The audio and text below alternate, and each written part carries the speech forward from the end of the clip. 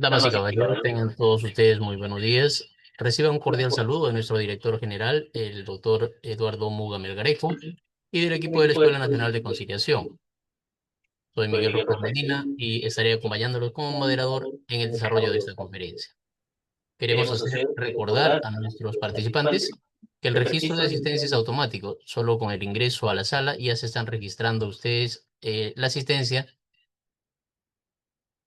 y no necesita mayor acción.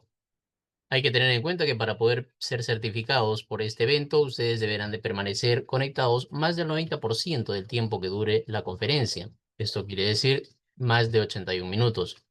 A los que hayan cumplido con esta condición de permanecer conectados más del 90%, se les estará enviando su certificado por el correo que ustedes hayan registrado.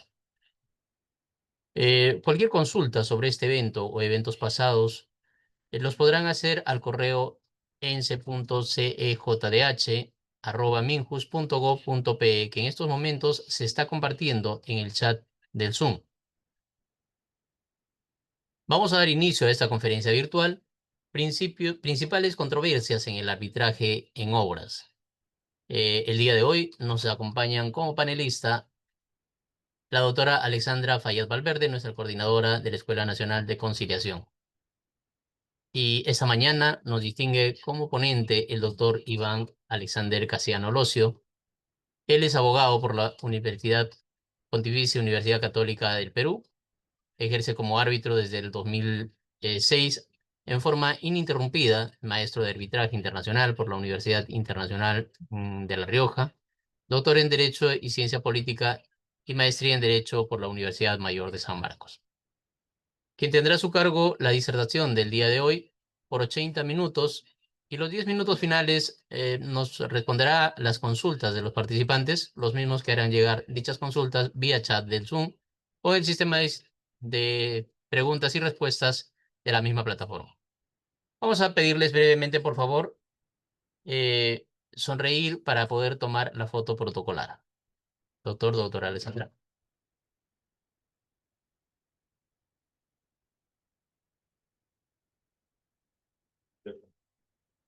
Ok, muchas gracias. Bueno, hoy nuevamente nos encontramos en mérito a nuestro ya establecido ciclo de conferencias de conciliación y cultura de paz, con la finalidad de poder analizar las causas más comunes de controversias que surgen durante la ejecución de obras públicas y privadas, identificando los factores técnicos, contractuales y legales que las originan, con la finalidad de brindar herramientas jurídicas y prácticas para una adecuada gestión y resolución de conflictos a través del arbitraje, fortaleciendo, pues, las competencias de profesionales vinculados a este sector de la construcción y contratación pública.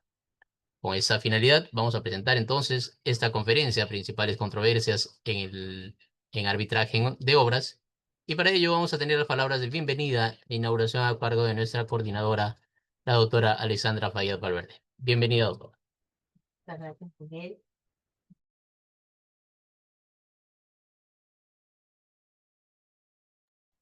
Ahora sí. Muy buenos días, bueno, estimados participantes. Para mí es un gusto dirigirme a ustedes en esta ocasión para darles pues la más cordial bienvenida a esta conferencia titulada Principales controversias en el arbitraje de obras.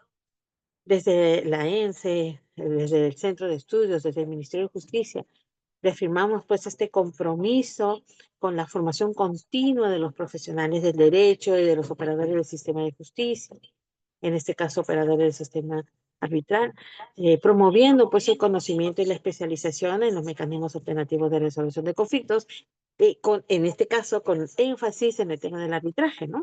Ya que constituye una herramienta fundamental para garantizar soluciones eficientes, técnicas, transparentes, en este caso en el ámbito de la contratación pública y privada. Hoy tenemos el privilegio de contar con la participación del doctor Iván Casiano Locio. Es un gran conocido de la casa, es un destacado especialista y ponente nacional e internacional en materia de arbitraje, con una amplia experiencia y una reconocida trayectoria académica y profesional. Y todo este conocimiento que él tiene nos va a permitir nosotros comprender con mayor profundidad estas controversias que son recurrentes en los arbitrajes de obras, ¿no? Además, esos criterios prácticos que nos ayudan a nosotros, que contribuyen pues, a fortalecer también la gestión de los procesos arbitrales en el país. Estos espacios que nosotros generamos busca pues demostrar ese esfuerzo institucional que nosotros hacemos para poder fomentar esta cultura del diálogo, legalidad y la eficiencia de la resolución de disputas, que en realidad pues nosotros consideramos que son pilares esenciales para el fortalecimiento del Estado de Derecho, el acceso a la justicia y además la generación de confianza en nuestras instituciones. Y además generar confianza en la institución arbitral como tal, ¿no? Agradezco sinceramente a todos los participantes que están conectados en esta oportunidad, que se conectan desde diferentes puntos del país, inclusive de otros países. Muchas gracias por su interés, por su compromiso con el aprendizaje continuo. Muchas gracias, doctor Iván Casiano. Siempre gracias por atender a nuestro llamado, por compartir generosamente sus conocimientos con nuestra comunidad académica. Sean todos bienvenidos a esta jornada de análisis, de aprendizaje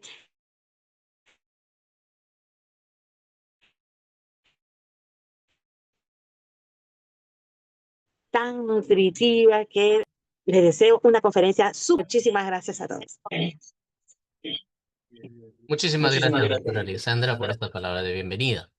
Seguidamente vamos a tener el gusto pues, de presentar a nuestro ponente, al doctor Iván Alexander Casiano Locio.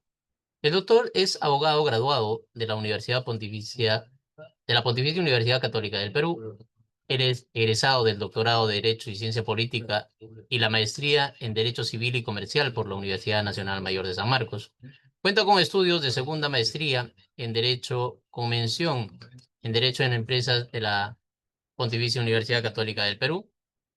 Está cursando actualmente la maestría en Arbitraje Internacional por la Universidad Internacional de La Rioja, posgrado en Derecho de la Construcción, otorgado por la Universidad Peruana de Ciencias Aplicadas, diploma en alta especialización en arbitraje internacional en la Pontificia Universidad Católica del Perú, posgrado el programa de formación de árbitros en contrataciones del Estado, con 3 diplomas en Derecho Administrativo, Contrataciones Públicas y Arbitraje, otorgado por la Universidad ESAN y el organismo supervisor de las contrataciones con el Estado, OCE. Posgrado del programa avanzado en contrataciones y adquisiciones públicas con nivel y especialización en programas de capacitación, otorgado por la Universidad San Martín de Porres y el Consejo Supervisor de las Contrataciones del Estado, con su CODE hoy OST. Curso de especialización en Junta de Resolución de Disputas para el sector construcción por la Pontificia Universidad Católica del Perú, así como cursos de especialización en Junta de Resolución de Disputas organizado por el Centro Nacional e Internacional de la Cámara de Comercio de Lima y la Sociedad Peruana de Derecho de la Construcción. Él es docente de la Facultad de Derecho de la Universidad Peruana de Ciencias Aplicadas, habiéndose desempeñado como docente en la Facultad de Derecho de la Universidad San Martín de Porres, en la Cátedra de Arbitraje, así como en la Universidad Tecnológica del Perú. Es profesor honorario de la Universidad Andina Néstor Cáceres Velázquez, dictando cursos de formación de árbitros y especialización en arbitraje en el Ministerio de Justicia y Derechos Humanos, el Colegio de Abogados de Arequipa, entre muchas otras instituciones. Entonces dejamos en el uso de la palabra al doctor Iván Casiano Locio, que nos estará disertando el tema principales controversias en arbitraje de obras. Bienvenido, doctor Iván. Muchas gracias, doctor Miguel Rojas. Muchas gracias también por las palabras de presentación de la doctora Alessandra Faye, una gran amiga también, igual, amigo de la casa, siempre Ministerio de Justicia y Derechos Humanos. Si me pudieran ayudar con la presentación de esta charla organizada por el Centro de Estudios de Justicia y Derechos Humanos del Ministerio de Justicia y Derechos Humanos. Y voy a proceder a apagar mi cámara a efectos de no interrumpir tampoco la señal. Gracias. Ok, vamos a empezar. El arbitraje no es más allá que un medio de solución de controversias. Es un medio de solución de controversias por excelencia que funciona y se desarrolla en todo el mundo sin excepción. Parte del mundo es el Perú como Estado y vamos a ver las ventajas que tiene ante la necesidad de infraestructura que existe. Si pudiéramos pasar a la siguiente diapositiva, te agradecería. Bueno, las principales controversias de obra, vamos a ver. A ver, el temario es el siguiente. Primero es comprender el problema. ¿Por qué es tan importante entender el origen del arbitraje y de las controversias en obra? Luego viene el marco constitucional peruano del arbitraje. Luego viene la contratación estatal. ¿Me sigues? Luego viene, ¿a qué se refiere el arbitraje en contrataciones? Los arbitrajes especiales y las ventajas de arbitraje en la contratación estatal. Siguiente, por favor. Comprender el problema. Comprender el problema pasa por entender la pobreza que existe y la necesidad que el Estado realice determinadas actividades que permitan a la población tener una mejora en la calidad de vida. Burkina Faso, de unos niños que, como ustedes aprecian, tienen grandes necesidades alimenticias y de otra índole, y a su vez pueden, pueden desarrollar ellos enfermedades. Esto pasa muchas veces por la falta de gestión que tiene el Estado en dicho país. Siguiente, por favor.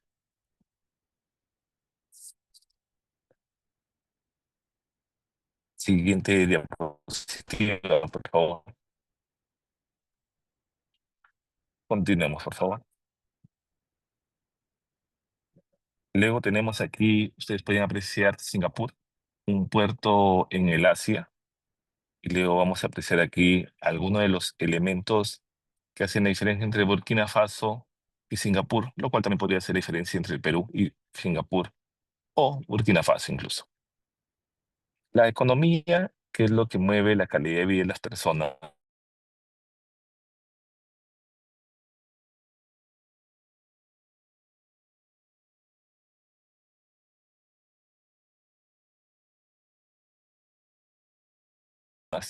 Vale decir, el hecho de comerciales, hechos económicos, tipo legal, que lo dan generalmente en toda su extensión. A los que somos abogados entenderemos la pirámide de Kelsen, constitución, tratados internacionales, leyes, reglamentos, decretos supremos, decretos de urgencia, ordenanzas municipales, regionales, resoluciones supremas, resoluciones ministeriales, resoluciones electorales, todo ello. Todo ello es un marco legal. La norma no es más allá que una herramienta de la economía. Vale decir, una buena norma adecuada nos permite a su vez tener razón y atención respecto a que va a haber un desarrollo armonioso de la economía. Una norma equivocada, una norma jurídica, nos va a traer como consecuencia una parálisis en el desarrollo económico del país. Luego tenemos el gobierno, que no es más allá aquel que detente el poder en un periodo determinado de tiempo respecto a la ejecución de lo que debe hacer el Estado peruano y su programación. Luego tenemos los intereses, que son distintos. Podemos tener el interés privado versus el interés público. Ambos intereses apuntan a finalidades distintas. El interés privado debe ser un ánimo lucrativo, y eso es correcto, porque es lo que mueve la economía. El interés público debe ser la satisfacción de las necesidades de la población. Y luego tenemos las necesidades. Las necesidades, ¿qué es lo que necesita este elemento llamado población del Estado peruano? Y hacia ello donde debo enfocarme en la ejecución de todo lo que necesita la infraestructura nacional respecto a obra. Siguiente, por favor. Entonces tenemos estos componentes: país, Estado, gobierno y economía. Siguiente, por favor. Siguiente, por favor. ¿Qué tenemos? Tenemos en el Perú una brecha de infraestructura. La brecha de infraestructura no es más allá que lo que necesita el país para poder ser competitivos. Estamos hablando de 400.000 millones de soles en brecha de infraestructura. Este es un dato objetivo que cada vez conforme va pasando el tiempo se va aumentando dicha brecha. ¿Por qué va aumentando? Porque, porque obviamente nosotros tenemos una mayor necesidad de satisfacer todos aquellos servicios, servicios públicos que el día de hoy no están siendo satisfechos. Vale decir, hospitales, centros educativos, universidades, colegios, proyectos de agua y saneamiento, infraestructura vial, carreteras, mantenimiento de las mismas, etcétera. Todo ello aunado a las necesidades de que el Estado pueda desarrollar sus intereses, nos da en conjunto la posibilidad de que podamos ser competitivos a nivel internacional. Siguiente, por favor.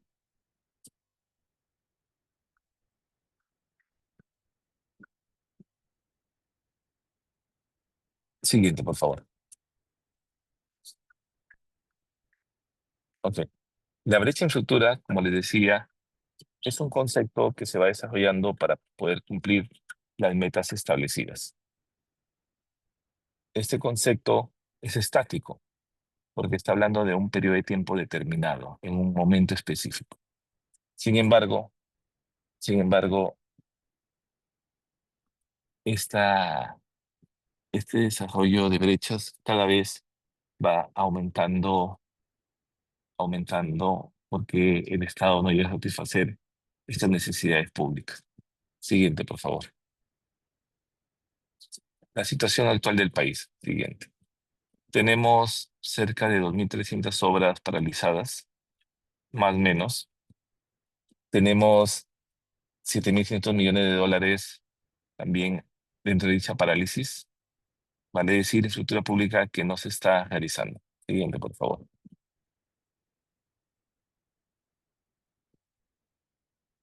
El costo de inversión que genera el no desarrollar los proyectos, la parálisis de proyectos trae consecuencias económicas y sociales. Las consecuencias económicas y sociales se traducen en una deficiente calidad de vida de la población. Incumplimientos de contratos son la gran mayoría, la falta de recursos financieros y la liquidez de ejecución de los proyectos. Esas son, digamos, las grandes causas de la paralización de las obras, según el reporte de obras paralizadas en el Ejecutivo Nacional de la Contraloría General de la República. Los datos van cambiando, pero el grueso de los componentes son los mismos. Vale decir, podríamos bajar de un 22.4% a un 21.2%, pero seguimos en el mismo rango como componentes importantes, como razones de por qué las obras se paralizan. Básicamente identificadas en dos: incumplimiento de contrato y falta de recursos financieros y liquidez. Siguiente, por favor. Entonces, en esa medida tenemos proyectos referidos básicamente a 4 sectores: transportes y comunicaciones, vivienda, funcionamiento, agricultura y salud. Son los 4 sectores más importantes que determinan la necesidad de infraestructura y donde se afecta la mayor cantidad de proyectos inconclusos. Ojo, estoy hablando de sectores, no estoy hablando de entidades. Vale decir, el sector de transportes y comunicaciones no solo involucra a la entidad llamada Ministerio de Transportes y Comunicaciones, también involucra a entidades como gobiernos regionales que hacen obras de infraestructura vial. Lo mismo sucede con lo referido al sector salud y al sector educación. Siguiente, por favor.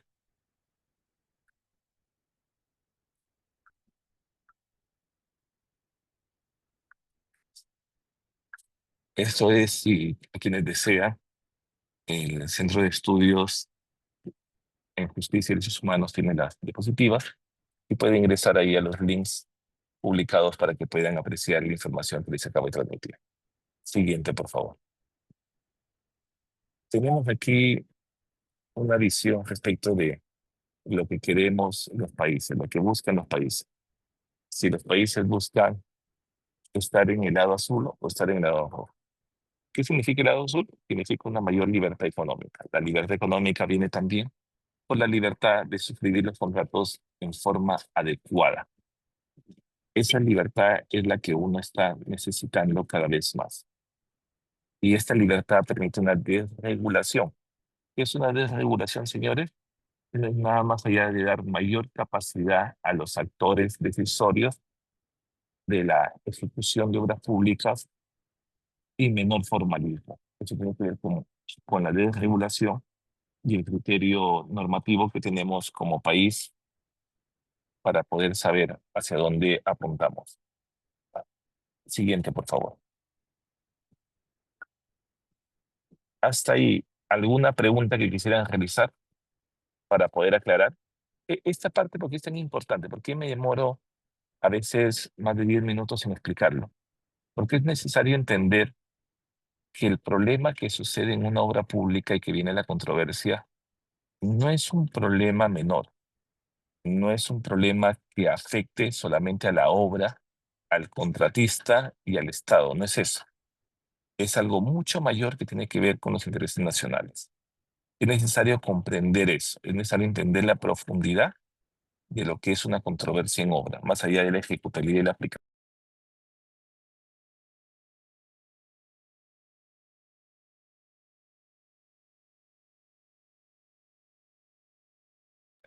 Entonces, continúo. Siguiente, por favor. ¿Cuál es el marco constitucional del arbitraje en el Perú? El artículo 39 dice que no existe ni puede establecerse jurisdicción alguna independiente con excepción de la militar y la arbitral. ¿Qué significa? Significa, señores, de que nosotros, por el artículo 139, hemos aceptado que, exista la posibilidad de indicar dentro de nuestro marco constitucional que las personas podamos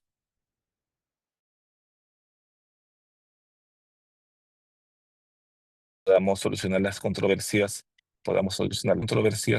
en el arbitraje como medio de jurisdicción. Siguiente, por favor.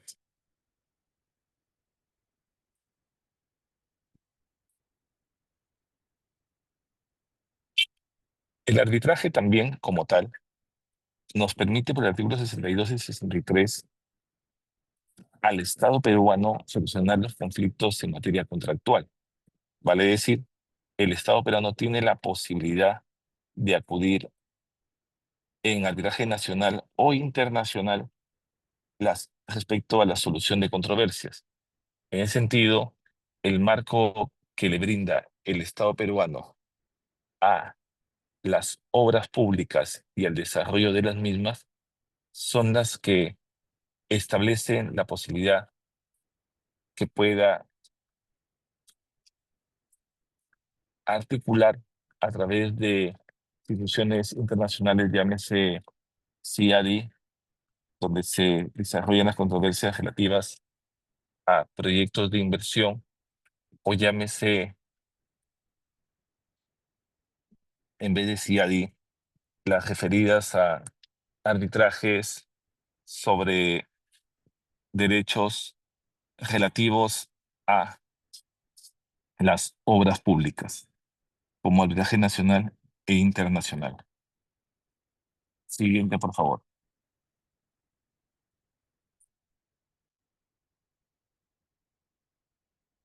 La contratación estatal. ¿Qué es la contratación estatal?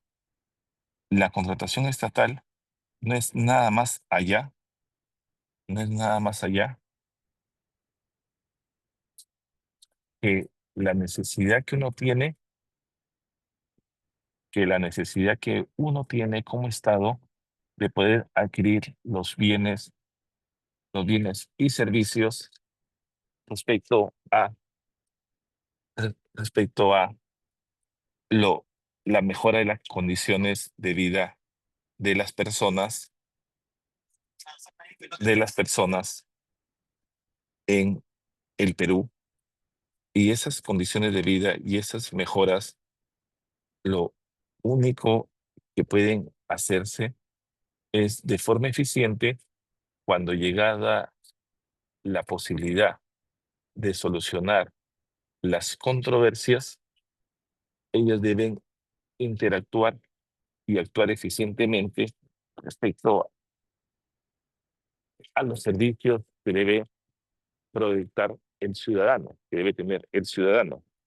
Esa es la contratación estatal, buscar que satisfaga a través de la misma las necesidades públicas y comprar de manera oportuna y bajo las mejores condiciones de precio y calidad.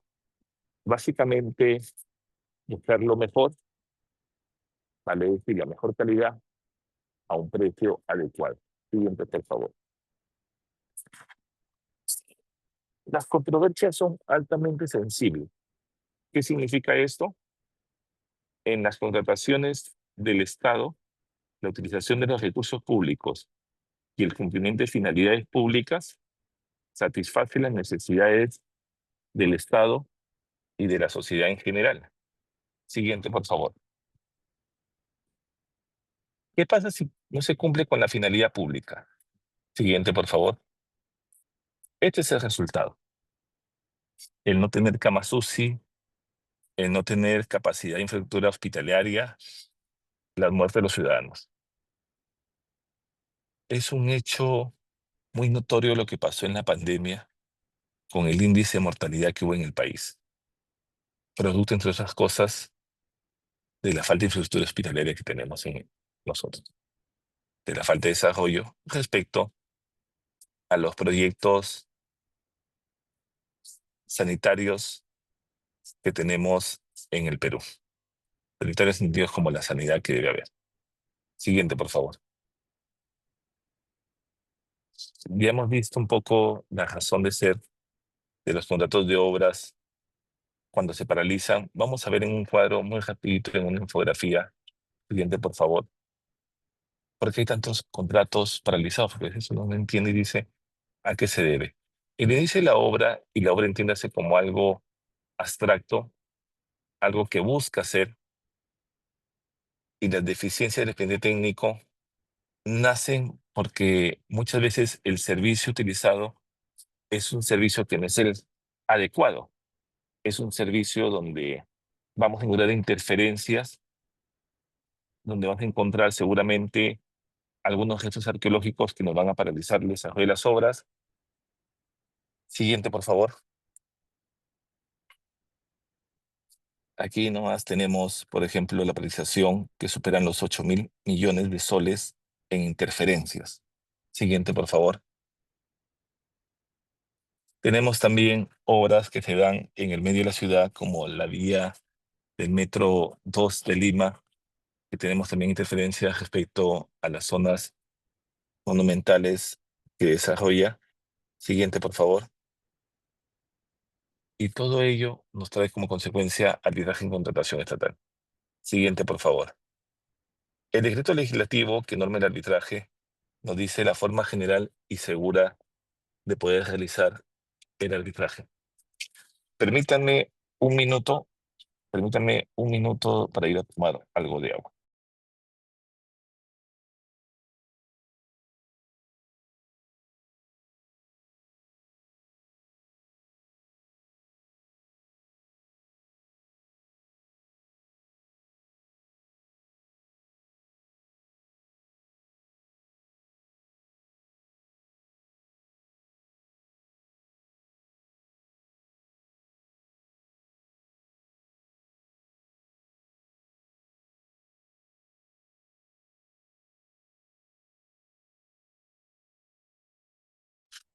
¿Qué nos dice el decreto legislativo 1071? Nos dice que el convenio arbitral no es más allá que un acuerdo para poder cumplir con lo que establece estrictamente las posibilidades de someter las controversias a esa jurisdicción llamado arbitraje. y que determina la relación jurídica contractual donde se puede patear el arbitraje o de cualquier otra naturaleza. Vale ser relaciones jurídicas que no sean de manera contractual, puede ser un convenio, puede ser un acto jurídico, puede ser un testamento. Todo ello puede ser visto en arbitraje.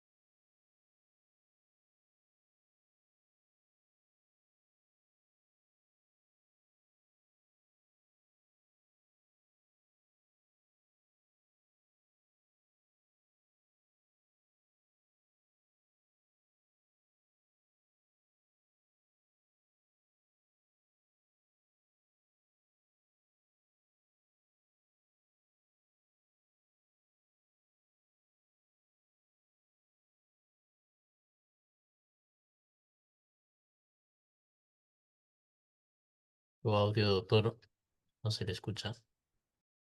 Ah, perdón, se apretó esto. Lo que les decía es que esto es lo que regula el convenio arbitral en forma general en el decreto legislativo 1071 y que nos permite analizar esta necesidad de normar el arbitraje y de poder someter las controversias a arbitraje en materia de un contrato o de otro acto jurídico como un testamento o un estatuto. Siguiente, por favor. Entonces, el Poder Judicial, según la Constitución Estatal, ante el año 98 resolvía las controversias y a partir del año 98 el arbitraje comenzó a ser un mecanismo obligatorio de solución de controversias. Siguiente, por favor. Esta es la evolución normativa que hubo respecto al arbitraje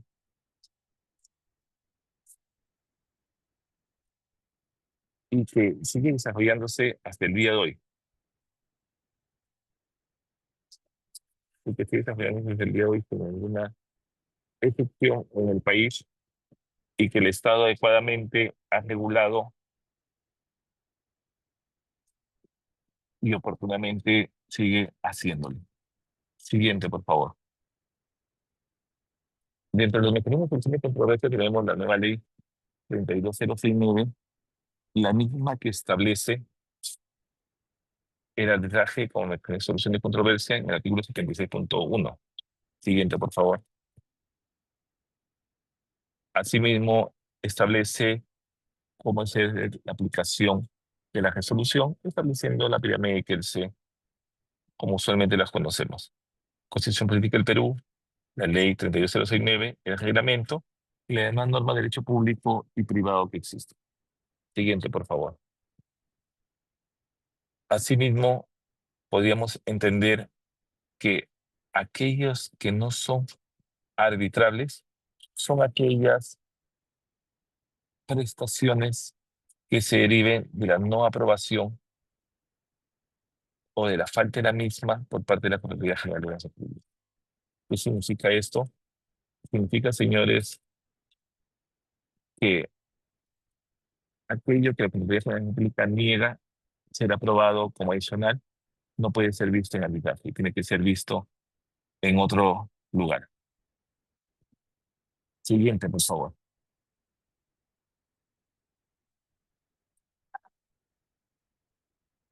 Entonces, las controversias referentes a prestaciones adicionales aprobadas por la entidad sí pueden ser sometidas a arbitraje. ¿Cuáles son aquellas aprobadas por parte de la entidad? Son aquellas en las cuales se te otorga realizar una prestación de obra, pero tú puedes discutir si es que el presupuesto es el correctamente asignado, puedes discutir si las partidas son las adecuadas, puedes discutir si el componente de algunas partidas es el previsto, o puedes discutir incluso el precio establecido en ello, porque el adicional de obra tiene mucho que ver a veces con que determinado componente no estuvo establecido oportunamente y hay la necesidad imperiosa de establecer el precio de ese componente. También tiene que ver mucho con lo que significa el plazo para la ejecución del adicional de obra. Todo ello genera como consecuencia la aprobación del adicional de obra o no, y genera también su discusión. Siguiente, por favor. El inicio, señores, de procedimientos de solución de controversias no suspende o paraliza las obligaciones contractuales de las partes, de la entidad contratante o del órgano jurisdiccional competente, a menos que éste así lo establezca. ¿Qué significa las medidas cautelares? Eso tiene que ver con lo que puede hacer el Estado según la normativa y lo que el Estado no le pueden impedir que realice. ¿Qué significa esto? Que el Estado, señores, tiene las prerrogativas establecidas por la ley de la materia respecto a ejecutar adicionales y no puede subrogarse en ello ningún tercero, y también el Estado, así como puede ejecutar y ordenar las ejecuciones adicionales, también puede denegar las mismas.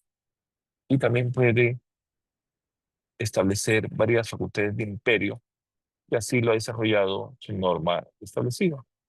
Y otorga a los árbitros determinadas atribuciones únicamente, no todas. Siguiente, por favor. Básicamente, el árbitro es un tercero elegido por las partes, libre, que tiene su fuerza vinculante y la ejecutibilidad descansa en el laudo en el efecto de cosa juzgada que se le brinda. Siguiente, por favor. El proceso de la expansión del arbitraje en el país se debe fundamentalmente a la decisión del Estado de someter las controversias. Eso es lo que permite que el Perú sea el único país en el mundo donde obligatoriamente las controversias objeto de arbitraje, las controversias objeto de la contratación estatal, son resueltas en arbitraje obligatoriamente como una jurisdicción especial. Miren la ventaja que tenemos como país. Es increíble. ¿Y por qué es increíble? Porque nosotros conocemos la demora que hay en el Poder Judicial, los problemas que ello genera, pero sin embargo, respecto al arbitraje, no tenemos 14 años demorando un arbitraje. No tenemos 3 instancias, tenemos una instancia única. No tenemos la falta de especialidad de los árbitros. Tenemos árbitros súper especializados en la materia que resuelven. Eso es una ventaja que el Perú lo tiene. Siguiente, por favor. El arbitraje del Estado, señores, es el mecanismo de solución de controversia que descansa en las responsabilidades de las partes de poder, a través de este mecanismo, poder determinar la mejor forma de poder llegar a una solución adecuada que satisfaga los intereses de ambas partes. Siguiente, por favor. ¿Por qué sigue el arbitraje? A veces es el exceso del celo del funcionario público respecto al control que frente a la Contraloría General de la República, la alta rotación de los funcionarios, a veces hay conductas también incongruentes del contratista, reclamos frente a situaciones ya aceptadas, a situaciones ya decididas, ya acordadas, pero una mala interpretación de dichas situaciones también se da. Condiciones distintas a la norma que se reclaman, conductas oportunistas del contratista y situaciones de conflicto real que suceden y que el derecho le otorga una prevalencia, como por ejemplo las causas de fuerza mayor que sucede usualmente en nuestro país. Siguiente, por favor. También existe materia arbitral, como hemos visto. El requisito del árbitro básicamente en el derecho es ser abogado, cuando es árbitro único, presidente del tribunal arbitral de tres, y tenemos tipos de arbitrajes, etcétera. Continúen, por favor. Siguiente, por favor. Tenemos también regulación de medidas cautelares, de arbitraje de emergencia, de número de árbitros, de acumulación de pretensiones, de publicidad del laudo, porque el laudo tiene que ser público, porque estamos hablando de recursos estatales. Estamos hablando del patrimonio del Estado peruano. Carácter ejecutivo de la relación de evolución de la resolución de evolución de honorarios cuando se da cumplimiento del laudo dinerario contra el Estado. Esta parte es muy importante. ¿Qué podría tener un laudo arbitral? Seguramente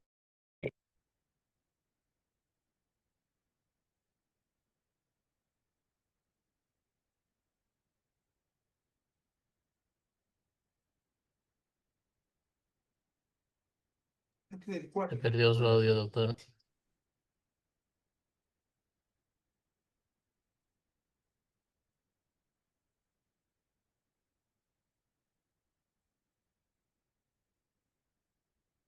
Doctor, tu audio.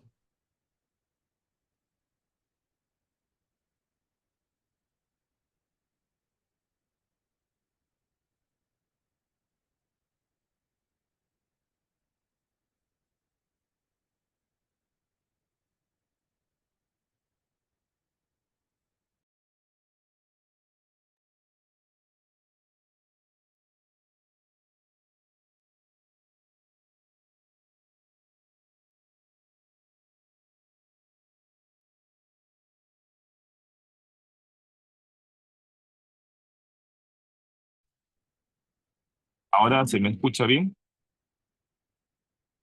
¿Se escucha Ahora bien sí, ahora? doctor. Ok, gracias, gracias Claudia por avisarme. Gracias, sí, a veces ocurre que por algún motivo se desconecte, ¿no?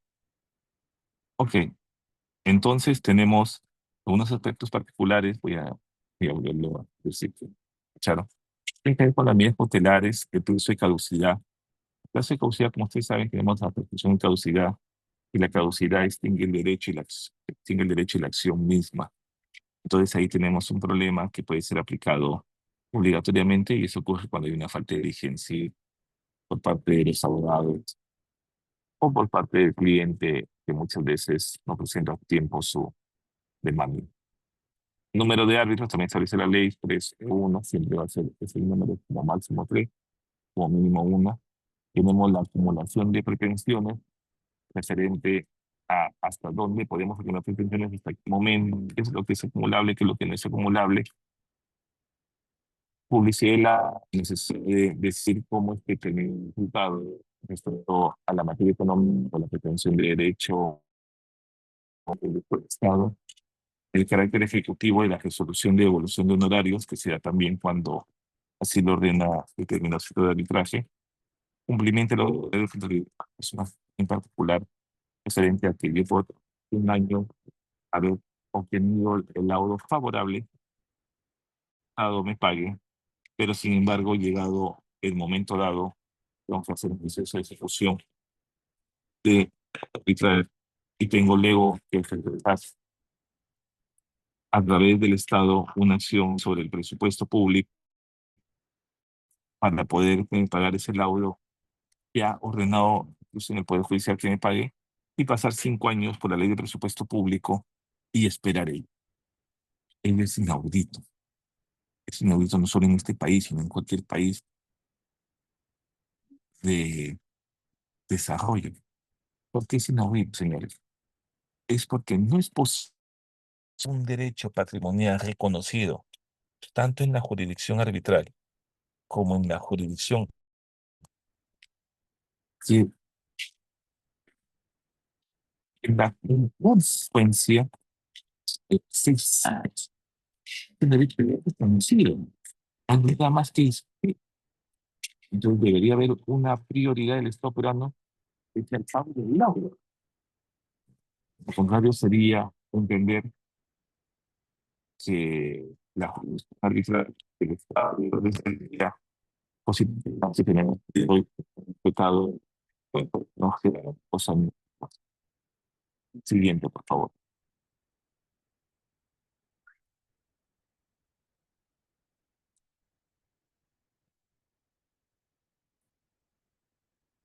¿Cómo se ejecuta un laudo contra el Estado? Poder judicial. Debe iniciar siempre un proceso de ejecución judicial para la ejecución del laudo.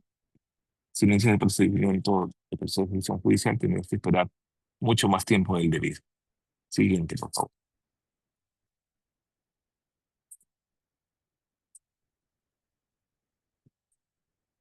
Siguiente, por favor. Vamos a entrar a las controversias de un contrato de ejecución de obra. Dentro de las controversias de un contrato de ejecución de obra existen las ampliaciones de plazo que lo solicita el contratista, que afectan a la ruta crítica, que dan lugar a gastos generales y tienen formalidades. Estas controversias de ejecución de obra, de ampliación de plazo, significa que hay un mayor costo, señores. Siempre tiene el Estado peruano la necesidad de hacer obra pública. Toda obra pública tiene tres componentes importantes, un trípode, toda obra pública sin excepción, que se llama plazo, que se llama alcance de la obra pública y que se llama costo. El alcance es lo que debo hacer. El plazo es en cuánto tiempo lo debo hacer. Y el costo es el monto económico que me va a costar, que me va a costar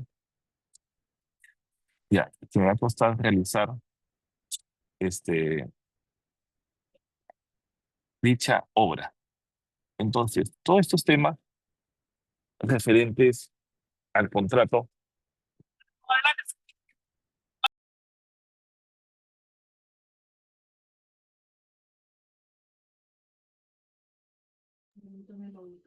Tu audio, doctor. Permítame 2 minutos, por favor.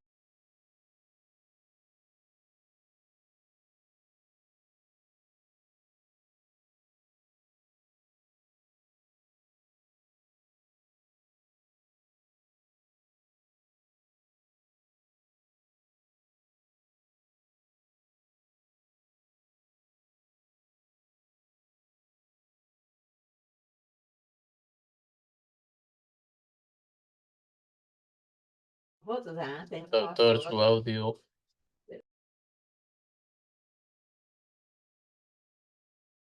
Ya, continúo, discúlpenme. La ampliación de plazo no es más allá que la solicitud que hace el contratista respecto a que la obra ha tenido alguna interferencia o alguna necesidad de ser modificada respecto de algún acto no atribuible al contratista y que está generando una demora. Todo ello va a afectar algo llamado la ruta crítica. La ruta crítica, en términos muy sencillos, son todas aquellas actividades que deben hacerse obligatoriamente y que no tienen un momento distinto en el cual deben hacerse. ¿Qué significa? Es la serie de actos que uno realiza para poder continuar el desarrollo de un proceso. Las obras y la ejecución de las mismas es un proceso similar al que todos nosotros hacemos en nuestra vida. Nuestro proceso de levantarnos, ducharnos, para ducharnos primero hay que levantarnos. Lo mismo sucede en ruta crítica. Si yo no puedo levantarme, jamás me podré duchar. Entonces, todo ello tiene que ver con el desarrollo de una obra. ¿Qué es lo que sucede? ¿Qué es lo que sucede cuando esto se da? Algo muy sencillo. Cuando se da el desarrollo de un problema en obra, lo que va a generarse inmediatamente es que va a haber un mayor costo asumido por el contratista que debe ser repetido contra el cliente. El cliente es el Estado peruano. Vale decir, si hay una demora que no es atribuible al contratista dentro de su planificación y programación, yo debo acudir al Estado peruano a repetir esa demora. La repetición es, he gastado esto es un gasto que debo realizar para el desarrollo de la obra que me has contratado, entonces con ello tú debes pagarme esta cantidad de dinero. Tiene elementos formales y elementos sustanciales. Los elementos formales en una ampliación de plazo tienen que ver con la fecha de inicio de la ampliación de plazo y con la fecha de término. Tiene que ver con las razones respecto a esto, al hecho sucedido. Tiene que ver con una anotación en el cuaderno de obra. Tiene que ver también con lo referente al costo que ello deviene y cómo este costo es calculado. Esos son elementos formales. Pero los elementos sustantivos son referentes a si este hecho de quién es responsabilidad y cómo debes interpretar su responsabilidad. Los elementos sustantivos implican muchas veces también el momento en que se da este hecho. ¿Qué significa esto? Puede suceder que el hecho que se da el día de hoy, 7 de noviembre, es un hecho que afecta las partidas de ejecución de la obra, pero puede ser que este hecho no hubiera afectado a esas partidas si esas partidas se hubieran desarrollado a tiempo. ¿Qué significa esto, señores? Yo puedo tener un problema en obra referente a un fenómeno del niño. un fenómeno del Niño que es un hecho que no es atribuible a ninguna de las partes, pero el riesgo del fenómeno del Niño debe ser trasladado al cliente. ¿Por qué debe ser trasladado al cliente? Porque ese es nuestro sistema normativo. Nuestro sistema normativo en el Perú es un traslado de riesgos. El traslado de riesgos es algo muy sencillo. Tú quieres que yo asuma este riesgo, págame más. Tú quieres asumir ese riesgo, no me pagues más, págame menos. Ok, ¿quién asume el riesgo de un fenómeno natural? El Estado peruano, el cliente en este caso. El cliente asume los riesgos. ¿Ok? Entonces, como el cliente asume los riesgos cuando hay el fenómeno del Niño y hay una demora en la obra y hay una ampliación de plazo, el cliente es el que debe asumir el costo de ese mayor plazo de la obra. Pero ¿qué sucede si la obra estaba predictada de que termine en octubre, termine el 15 de octubre, y estamos 7 de noviembre y el 7 de noviembre la obra no ha terminado por demora atribuible al contratista y viene el fenómeno del Niño? Imaginemos que el día viene, hay los huaicos, la obra finalmente es paralizada. ¿Acaso el cliente, el Estado, debe asumir el riesgo referente a la demora del contratista? Porque si el contratista hubiera terminado la obra en octubre, no tuviera este problema. Entonces ahí, ¿quién debe asumir el riesgo? Lo asume el Estado, pero ¿es atribuible al Estado peruano o no es atribuible al Estado peruano la demora del contratista de no haber terminado a tiempo? Si no es atribuible al Estado peruano y es la demora del contratista, entonces la gran pregunta es, ¿se cumple el requisito sustantivo referente a la reparación del costo, del mayor costo de tiempo que va a tener el contratista respecto a la demora en la terminación de la obra, o no se cumple ese requisito? Y ya vamos al fondo del asunto. Entonces, no es solamente los ritos formales, también hay los ritos sustantivos, los ritos de fondo, lo que hay que determinar. Y todos esos problemas son controversias en ampliaciones de plazo. Da lugar siempre a gastos generales en caso sea fundado. Continúen, por favor. Acá hay una pregunta: las denegaciones de ampliación de plazo de las entidades públicas sí deben ser sometidas a arbitraje si tú deseas obtener ese derecho. Los mayores metrados. A ver, señor, ¿qué son mayores metrados? Yo solicité al Estado peruano participar en un proceso de selección respecto, por ejemplo, a dar útiles escolares a los ciudadanos que estudian en la edad pública, en edad escolar, primaria, secundaria e inicial. Entonces, dentro de este proceso de selección, yo tengo la buena pro y se tienen que otorgar algunos útiles escolares. Dentro del desarrollo de esos útiles escolares, el pago es por unidad de medida. La unidad de medida, digamos, un lapicero, un sol, por decir un monto, y llegan a contratarme según el número de lapiceros que haya. Lo presupuestado por el Estado peruano excede largamente lo que yo he contratado. Vale decir, el Estado presupuestó 1.000.000 y yo contraté solamente por 500.000. Entonces voy a seguir haciendo más componentes, más metrados que deben ser pagados. Distinto es el adicional. El metrado es una unidad ya contratada, establecida, donde yo voy a pagar según la cantidad que yo vaya realizando, no, no según el desarrollo único de aquella finalidad pública que tengo, sino según la cantidad que yo vaya realizando. Entonces, tanto en el contrato establecido a suma alzada, como el contrato establecido a precios unitarios, o el contrato establecido de forma mixta, el pago de forma mixta, entonces, señores, en ambos puede haber un mayor metrado, puede haber una mayor cantidad de unidades respecto a las que yo debo asumir como costo. Entonces, para todo ello es importante tener el precio del presupuesto establecido para poder entender que a mí me paga según la unidad de medida contratada por el Estado peruano y desarrollada de esa forma. No sé si sobre sobre los mayores metrados, por ejemplo, vamos a ver los mayores metrados en una obra. Permítanme. Un comentario. A ver, por ejemplo, puede suceder de que yo dentro de una obra pública haya contratado la cantidad de ladrillos que iba a realizar, iba a colocar en una determinada pared.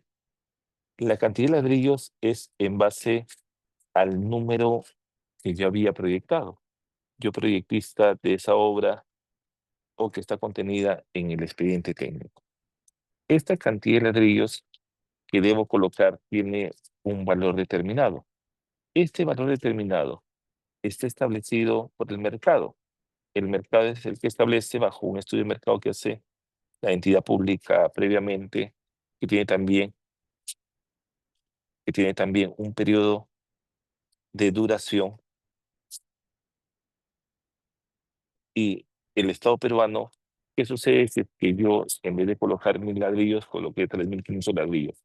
Me debe pagar el Estado peruano conforme a la cantidad que yo he colocado. Lo mismo sucede, por ejemplo, en una excavación. En una excavación y desmonte tiene que ver muchísimo con lo referido a la cantidad de metros cúbicos que yo tuve que excavar y sacar en los volquetes. Entonces, la cantidad de metros cúbicos que yo tuve que hacer en el servicio va a ser medido según el apunte que tiene en el cuaderno de control el Estado peruano, y yo, según esa cantidad que puede ser mayor a la proyectada, yo proyecté seguramente 300 cubos de desmonte, 300 metros cúbicos de desmonte, y finalmente hay un mayor número de metros cúbicos de desmonte. Entonces a mí el Estado peruano debe reconocerme el pago por ese mayor número de desmonte y no un montón menor. Entonces ese es un mayor metrado. No es un adicional de obra. No necesito una autorización de la entidad pública, y esto es lo que muchas veces se confunde respecto a buscar la autorización de la entidad pública para pagarme aquello que no había proyectado adecuadamente el Estado. Eso no lo necesito.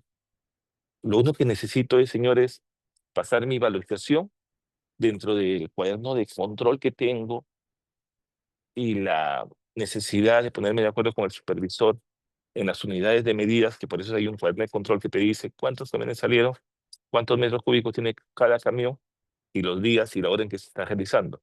Más allá del lugar en donde lo estoy aplicando, que es otra controversia diferente respecto a los depósitos de excedentes materiales, los DEM. Pero esa es otra controversia distinta en obra. Continuemos, por favor. Las valorizaciones. ¿Qué son las valorizaciones? Las valorizaciones son los pagos a cuenta.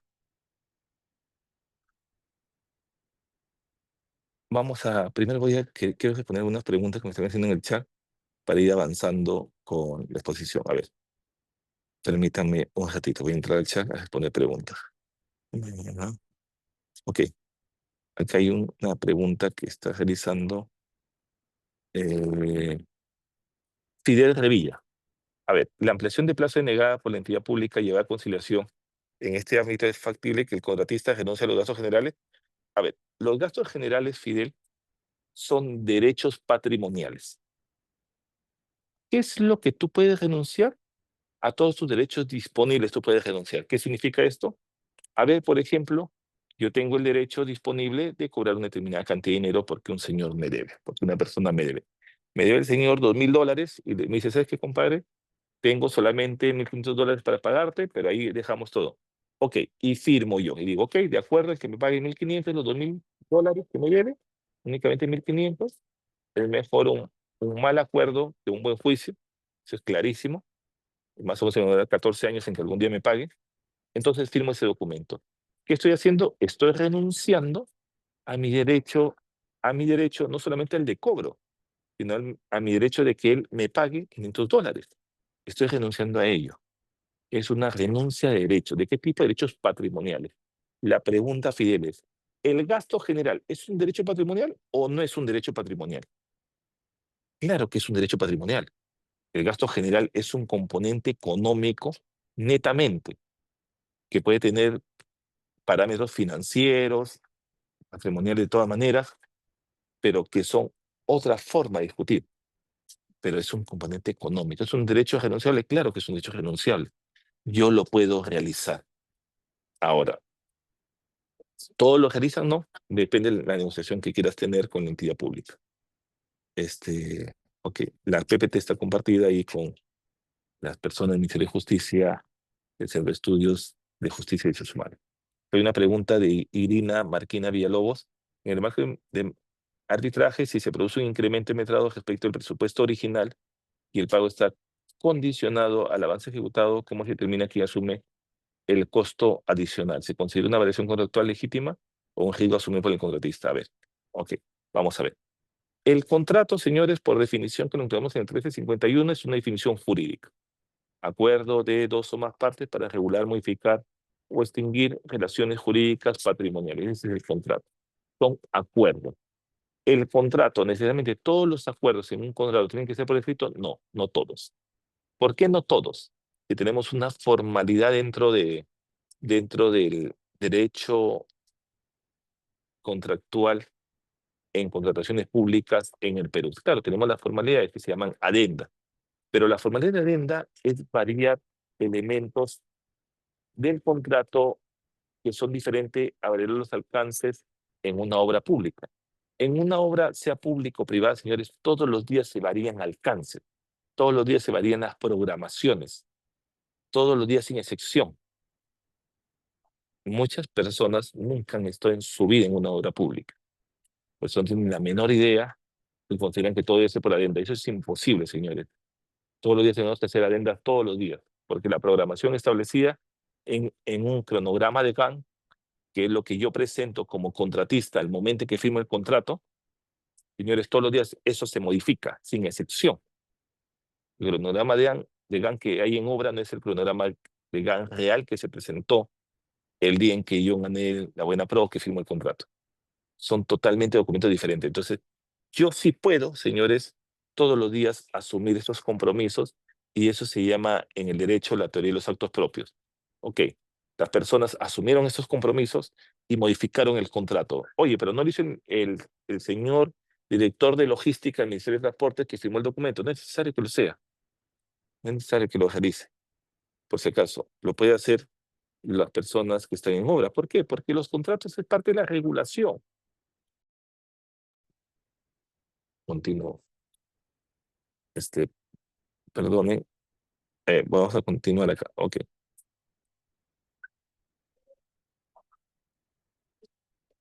Ahora, yo asumo el riesgo, ojo. Hay muchos riesgos que asumen necesariamente. Sí, pero asume estos riesgos porque pues, que la obra a veces pide la asunción de dichos riesgos. Y eso en una obra se da todos los días. Continúo. Las controversias enriqueciendo sin causa que no son derivadas adicionales pueden ser convertidas en arbitraje.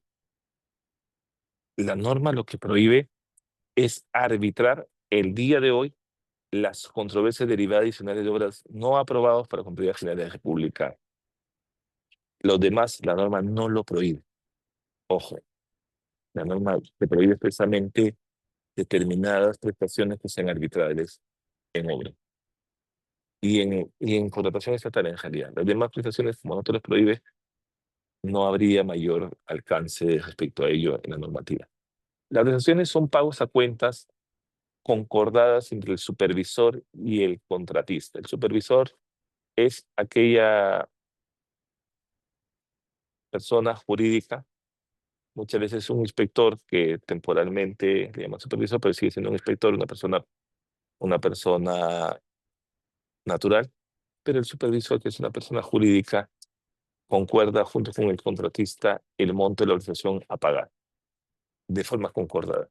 La obligación es un pago a cuenta. ¿Qué significa esto? Oye, no nos pusimos de acuerdo el contratista y yo supervisor respecto a un monto que sucedió en el mes de septiembre. no nos pusimos de acuerdo en octubre, al momento de concordarlo. ¿Nos podíamos poner de acuerdo luego en noviembre? Sí, sí nos podíamos poner de acuerdo. ¿Podría luego yo reclamarle en una liquidación? Claro que podría reclamar en liquidación, porque las excepciones son solamente pagos a cuenta, que muestran una fotografía de la concordancia.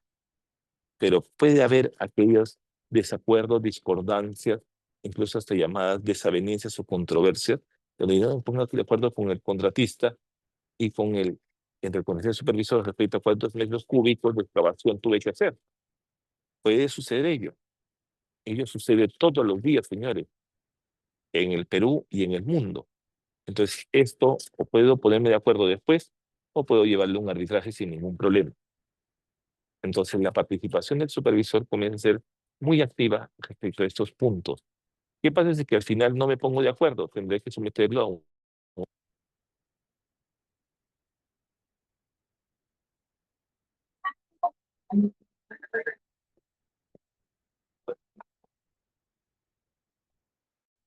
Ya no puede decir a reclamar contra la organización. ¿Por qué? Porque usted tuvo ese momento finalizado. Podrías ir a reclamar seguramente una controversia de servicios ocultos, pero es muy difícil que sea un vicio oculto. Porque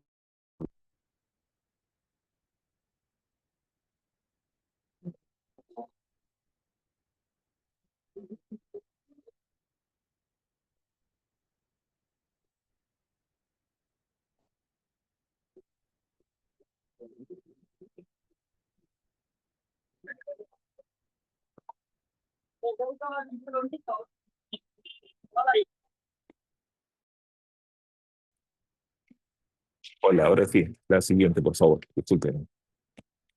Parece que se me complicó un poco la audio.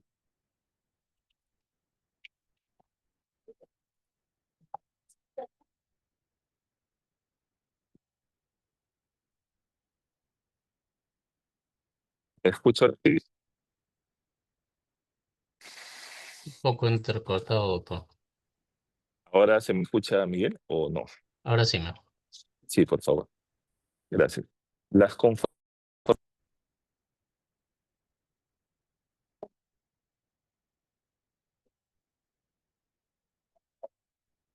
Se está cortando, doctor, no se le escucha.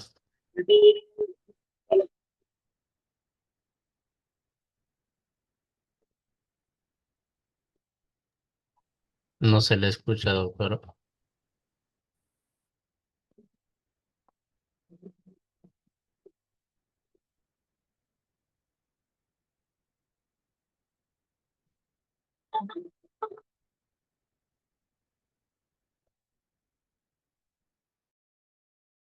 No se le escucha, doctor. y sería su... Ahora sí creo, voy a exponer otra vez. Y por las áreas usuarias que tiene que haber.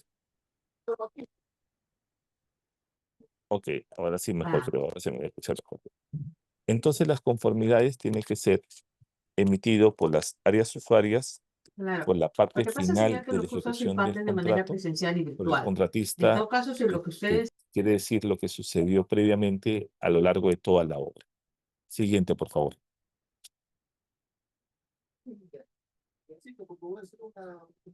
La resolución del contrato, señores, es la última decisión respecto a un contrato que mantiene al contrato válido y con ejecutabilidad. Tiene que ver con la culminación del contrato. Es la última rata. No significa eso que no continúen algunas obligaciones respecto al contrato, porque el contrato, si bien es cierto, culmina la obligación principal, se mantienen algunas otras obligaciones. Por ejemplo, las responsabilidades por los bienes otorgados. Por ejemplo, el pago de aquellas prestaciones no realizadas. Pero, sin embargo, va a generar la frustración de la ejecución de una obra. Las resoluciones de contrato no pueden ser vistas ni en conciliación, ni en junta de prevención, ni resolución de disputas. Tienen que ser vistas únicamente en arbitraje. O muchas veces los organismos internacionales, a través de los contratos estandarizados, que son básicamente 16 en el mundo, Entre los más importantes tenemos los contratos FIDIC de la Federación Internacional de Ingenieros Constructores y los contratos NEC de nacidos en Inglaterra, con los cuales se hizo gran parte de los Juegos Panamericanos, establecen otros mecanismos de solución de controversias para resolución de contratos. En el Perú, bajo nuestra norma de contratación estatal, solo son vistos en arbitraje. Se frustra la ejecución del contrato y es la última opción que debe haber y las formalidades que esto debe acarrear, como la notificación previa notarial que debe realizarse. Continúe, por favor. La nulidad del contrato es el vicio de origen, lo que le llamamos en el derecho civil la rescisión del contrato, lo que le llamamos en nuestro Código Civil, señores, aquello vicio de origen establecido al momento de originar el contrato, que es diferente a la resolución, que es un vicio en la ejecutabilidad del contrato. Trae como consecuencia sanciones también respecto a la razón de ser que lleva a la nulidad y la culminación del contrato también respecto a sus efectos. Esta nulidad del contrato también solamente la norma en el Periodo de Contratación Estatal lo ha previsto para el arbitraje. No puede ser vista ni en punto de prevención y resolución de disputas, ni puede ser vista en conciliación. ¿Por qué? Porque estamos hablando de un vicio del imperio del Estado peruano. Siguiente, por favor. Las penalidades es lo que a mí se me aplica por un atraso respecto de lo que ha sucedido a través del contrato por el contratista. Las penalidades es una sanción. No es una reparación. Ojo, no es una reparación, es una sanción. No todo derecho sancionatorio es una reparación. Hay muchas reparaciones que por el jus imperium del Estado no significa, no significa bajo ningún punto de vista que es una reparación a favor del Estado peruano. Las penalidades pueden llegar a generar la resolución del contrato y deben ser precisas, proporcionales, razonables y probadas. ¿Qué significa ser precisas, señores? Que la penalidad debe estar establecida adecuadamente y tipificada, así es. Proporcionales. No es posible que un contrato de 10 millones de dólares que tenga penalidades que asciendan a 100.000 dólares. Eso es imposible, porque no hay ninguna proporción. El 1% del contrato es desproporcionado completamente. Pero bueno, finalmente eso es analizado en registros de fondo. Razonables, que se entiendan adecuadamente y que sea bajo el raciocinio lógico de cualquier sujeto de derecho con capacidad de discernimiento, el entender que qué es, por qué esta penalización tiene un interés para ambos actores en su necesidad de fijarla. Y probadas significa que yo siempre debo de una u otra manera poder determinar si es que, si es que yo digo y afirmo que alguien incurrió en penalidad, debo probar ese hecho. Y para eso tiene que ver muchas veces qué es lo que sucede cuando una persona que alega un hecho debe probarlo. Si una persona que alega un hecho no puede probarlo, entonces, señores, es imposible que el derecho se lo otorgue. El derecho como tal regula la conducta de las personas y la imputación de conductas a determinados sujetos de derecho debe ser probado. Siempre. Siguiente, por favor. Los mayores metrados que ya lo hemos visto. Siguiente, por favor. Las organizaciones que ya le hemos revisado. La conformidad que lo hemos conversado hace unos minutos. El pago. El interés principal de un contratista es el pago. Es la finalidad privada que busca. Así como hay un interés público de realización de una obra y satisfacer las necesidades de la población, hay un interés privado que es el pago. Este pago siempre es un derecho del contratista. Es imposible que alguien trabaje gratis, eso no existe, no hay lonche gratis. El pago, el no pago de contratista puede acarrear un origen respecto a un vicio en la ejecución de un contrato que llegue a la resolución del contrato por parte de este, sí, sí es posible. ¿El no pago genera intereses? Claro que también es posible, así lo establece el ordenamiento jurídico peruano. ¿Debe haber un paso previo para el pago? Sí.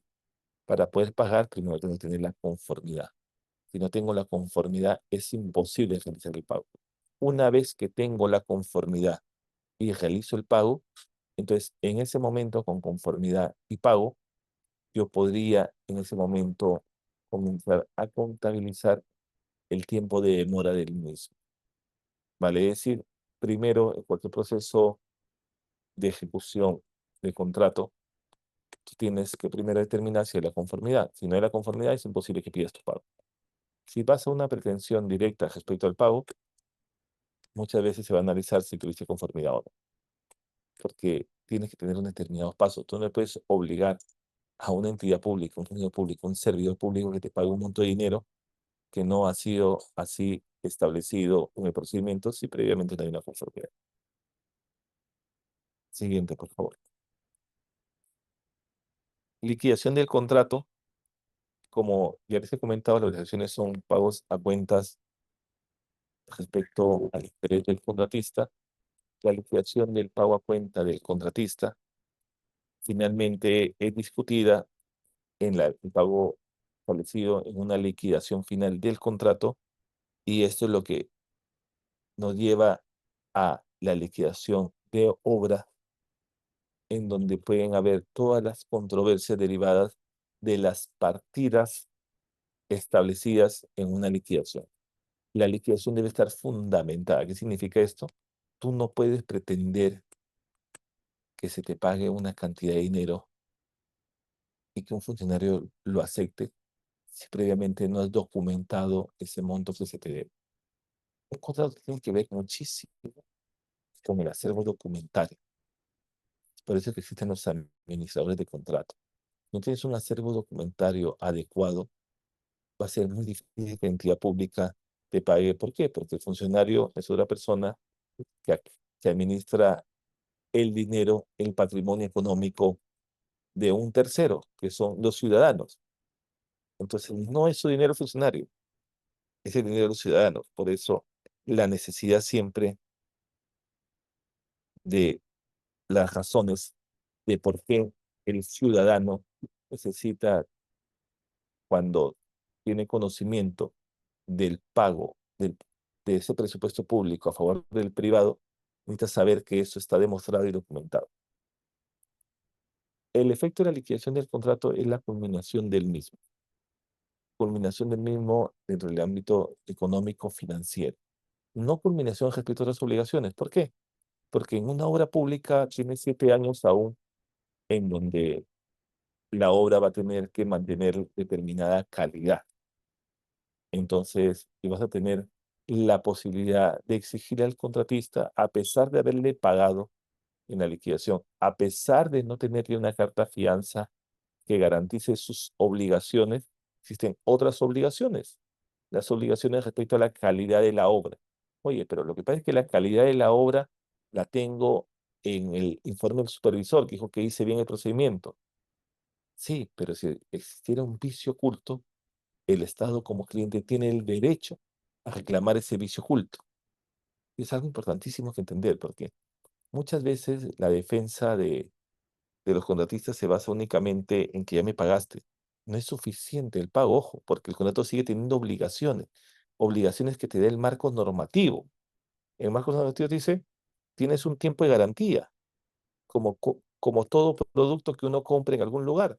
Uno compra un bien, compra una olla arrocera en un supermercado, en una tienda, y la olla arrocera ya pagué, entonces finalizó el contrato, finalizó el pago. No finalizan otras obligaciones. ¿Qué pasa si conecto la olla arrocera y no funciona?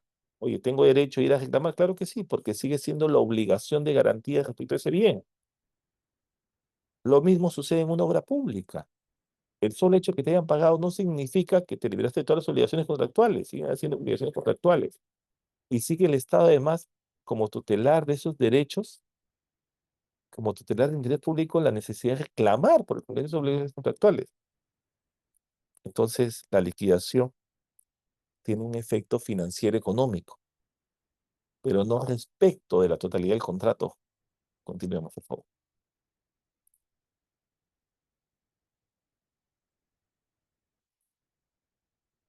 Creo que esta es la última PPT, ¿no es así, Miguel? Ok. Hay una pregunta aquí de Wilder Juste. Al inicio el ponente afirmó por qué el arbitraje tiene una importancia relevante al interés nacional. ¿Podría explicar con algún caso real? Gracias por la respuesta. Claro. A ver, señor. Si ustedes ven a lo largo del desarrollo de las obras públicas que había en el Perú, tenemos obras como, por ejemplo, cuando se desarrolló en el Perú la Junta de Gobernadores del Banco Mundial, el Fondo Monetario Internacional en el 2015, tenemos la necesidad de hacer dos obras públicas de relevancia nacional, donde se van a desarrollar estas reuniones anuales de los gobernadores de los bancos mundiales en el Perú, el Fondo Monetario Internacional. Esta obra pública que se desarrolló básicamente en la nueva torre de la Nación, que es el edificio más alto que existe en el Perú, me parece que hasta el día de hoy o hasta hace las convenciones son los que albergaron a este evento. Es el momento de interés nacional, porque comprendía a todo el mundo que venía al Perú. Entonces, hay muchas obras que tienen alcance e interés nacional. Hay obras que tienen alcance local, hay obras que tienen alcance regional, pero hay obras que tienen alcance de interés nacional. Esta, por ejemplo, es una obra de interés nacional. Y entonces, en esta obra, por ejemplo, también hubo arbitraje, que se solucionó conforme deberían ser los cánones del marco jurídico nacional. Pero es mucho más importante entender que una de las ventajas del arbitraje que le permite al Estado peruano es ser competitivo respecto a la atracción de inversionistas que quieran celebrar contratos con el Estado peruano respecto a disminuir la brecha de infraestructura a través de obras públicas en el Perú. Y uno de los índices más atractivos de ello es que pueda solucionar las controversias en arbitraje y no en el Poder Judicial. Y aún se vuelve más atractivo cuando ya le permite al inversionista, ya sea a través de un tratado de inversión multilateral que tiene o bilateral o dicho país, si el extranjero permitirle un arbitraje en el extranjero también, en los fueros, llámese en la CCI, llámese en CIADI, llámese en otros países. Entonces, le hago atractivo al inversionista para decirle, por si acaso, tú y yo podemos tener problemas, Estado peruano, tú inversionista o tú contratista, pero no soy yo el Estado peruano el que en mis fueros jurisdiccionales, locales, estatales, donde hay un magistrado que le paga un sueldo al Estado peruano, no soy yo el que voy a dirimir la controversia, va a ser un tercero imparcial, un árbitro. Miren la importancia que tiene respecto al impacto de por qué va a ir la inversión en el Perú a ser desarrollada por supuesto económico como patrimonio como contratista en el Perú y no en otro país que no tiene este régimen legal. En el Perú, señores, nosotros es clarísimo que tenemos una falta de estabilidad jurídica increíble, porque los derechos pueden pasar 15 años sin acordar. Entonces, una forma de disminuir este riesgo notable es acudir al arbitraje en contrataciones públicas y también más evidente al arbitraje en obras públicas. Bueno, muchísimas gracias. Creo que no tengo más preguntas y te agradezco nuevamente al Centro de Estudios de Justicia y Derechos Humanos del Ministerio de Justicia y Derechos Humanos por haberme permitido dirigir ustedes. Muchísimas gracias, doctor Doctor, Miguel Rojas. Muchísimas gracias, doctora a Alessandra. usted las gracias, doctor. De verdad es un placer haber contado con usted, pero sí, sí tenemos algunas preguntas que han ido llegándonos. No sé si podría usted de repente apoyarnos un poquito. Perdón, no le escuché. Doctor, sí, tenemos algunas preguntas. Ya, No ya, sé si le podría escucho. Claro que sí. apoyarnos, por favor. Sí, por A ver, favor. nos dice, ¿qué vacíos normativos o estructurales del sistema arbitral peruano siguen alimentando controversias recurrentes en obras públicas? Claudio, por favor. Ahí. Gracias, sí. Gracias por la pregunta. A ver, ¿qué creo?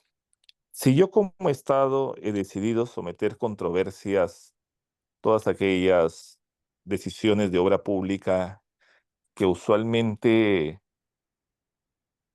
estoy compelido, yo como Estado peruano, a no suscribirlas, vale decir, decisiones de conceder adicionales de obra. ¿Por qué es que recurro yo al Poder Judicial y evito que esto sea visto en arbitraje? Me refiero básicamente a los adicionales de obra no aprobados por la Contraloría General de la República. El razonamiento jurídico que dice es porque como es un adicional no aprobado, no forma parte del contrato. Claro, adicional es aquello que no es parte del contrato y que lo incorpora al contrato jurídicamente. Incorpora al contrato aquella prestación que no estaba establecida, pero que debe ser realizada para satisfacer el desarrollo de la obra y para que ésta logre su finalidad. Es cierto, no es parte del contrato, pero también es cierto que el adicional se deriva del contrato mismo. Vale decir, si no existiera el contrato, no existiría la posibilidad de poder solicitar este adicional. Entonces, al igual que los contratos son riesgos, creo que este riesgo trasladado nuevamente al contratista de ir al Poder Judicial por 14 años a discutir el pago o no de su adicional de obra y la necesidad de ejecutarlo, no debería ser este riesgo trasladado al contratista. Debería ser este riesgo nuevamente asumido respecto a la conducta que deben tener las partes y ser discutido en arbitraje. Creo que esto es una de las peores razones que tiene el Estado peruano para denegar los adicionales de obra por la Contraloría General de la República. Creo que eso debería modificarse. Gracias, Miguel. A usted, doctor. Una siguiente pregunta que nos hacen, nos dice, ¿cómo se garantiza la imparcialidad del árbitro cuando su trayectoria profesional está profundamente vinculada a contratistas, entidades públicas o estudios jurídicos? El ejercicio de la profesión en el Perú es libre. La vinculación que una persona pueda tener respecto a seguramente, por ejemplo, socios de estudio de abogados de mucho prestigio o personas que trabajaron en alguna propiedad pública y defendieron al Estado peruano, en el momento en que adquieren la función de árbitros, ellos adquieren una obligación de ser imparcial. La imparcial, la independencia, las cualidades, las capacidades para ser un árbitro, eso lo va desarrollándose a lo largo del proceso arbitral y existen remedios para ello, que están establecidos en la legislación peruana. La figura de la remoción, la figura de la recusación, eh, incluso figuras del apartamiento y renuncia, que también existen. Entonces, de esa manera se garantiza esta imparcialidad, independencia y las condiciones.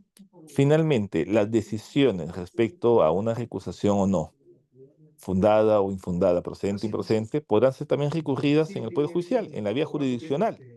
Vale decir, no existe decisión fuera de, del arbitraje que no pueda ser vista en el Poder Judicial. Llámese a través de una acción de garantía, llámese a través de una acción de nulidad del acto jurídico, en este caso de nulidad del laudo arbitral. O sea, existe más de una herramienta a disposición de las partes para poder realizar y asegurarse de la independencia e imparcialidad del árbitro. Otra Excel- pregunta, Miguel. Excelente, sí, Sí. doctor. Eh, ¿Cuáles son las causas más frecuentes que originan laudos arbitrales desfavorables para entidades públicas?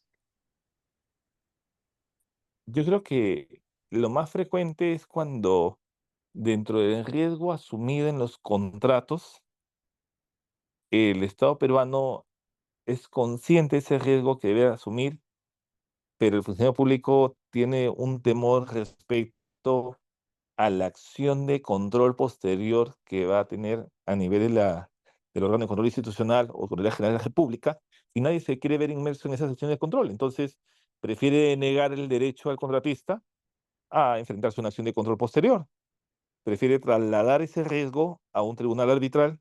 El tribunal arbitral asume el riesgo bajo la jurisdicción que tiene y en ese momento el funcionario público evitar dicho riesgo.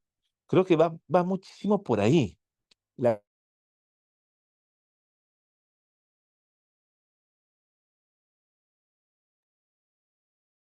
Tu audio, doctor, por favor.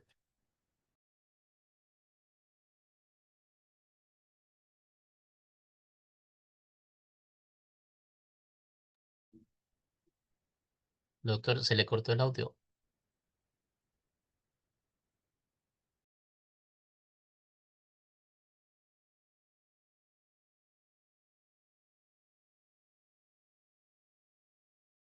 La gran cantidad en Perú, y hablo de la gran cantidad si comparo.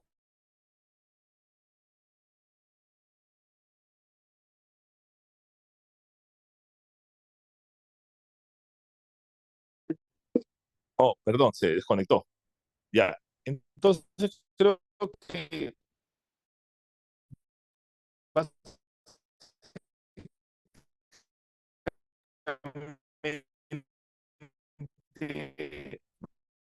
Miguel es.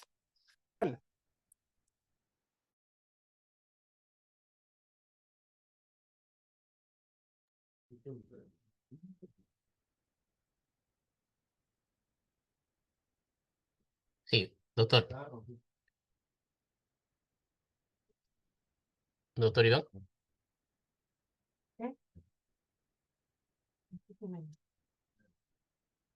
Ah, ya, ¿qué dice?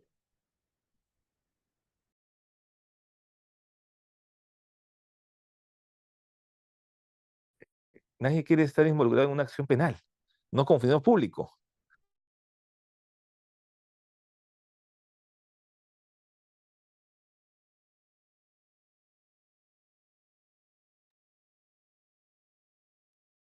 Doctor Iván, estamos teniendo problemas de conexión con el doctor. Tenemos algunas consultas que están quedando en el tintero. Sabemos de que en una nueva oportunidad vamos a volver a estar con el doctor Iván.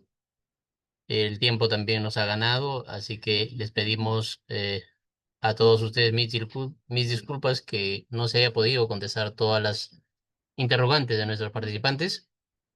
Eh, pero sin embargo, el agradecimiento pleno al doctor Iván Casiano, quien ha tenido la gentileza el día de hoy de acompañarnos y poder disertarnos esta conferencia virtual, principales controversias en el arbitraje de obras. Sabemos que es un tema bastante sensible, sabemos que es un tema que tiene para mucho más reuniones. Vamos a coordinar con el doctor y también a superar estas deficiencias que se haya tenido en función a la conexión y estabilidad de la línea. Estimados participantes, en este momento se va a proyectarse en la pantalla el QR del próximo evento académico del Centro de Estudios que se va a llevar a cabo el día de hoy. La conferencia, los nuevos retos de la capacidad jurídica de personas con discapacidad, que se desarrollará desde las 3 a 4:30 de la tarde. Ya se ha ido pasando también en el chat el link donde ustedes se han podido ir registrando y los que no se hayan registrado, acá tenemos el QR para poder desarrollar e inscribirse a esta conferencia para el día de hoy a las 3 de la tarde. Asimismo, hacerles acordar de que se les ha pasado un link para que puedan responder la encuesta de esta conferencia. De esta manera, estimados participantes, hemos llegado a la parte final de la conferencia, principales controversias en arbitrajes de obras. A todos ustedes, muchísimas gracias por su asistencia y que sigan teniendo un bonito día. Muchas gracias.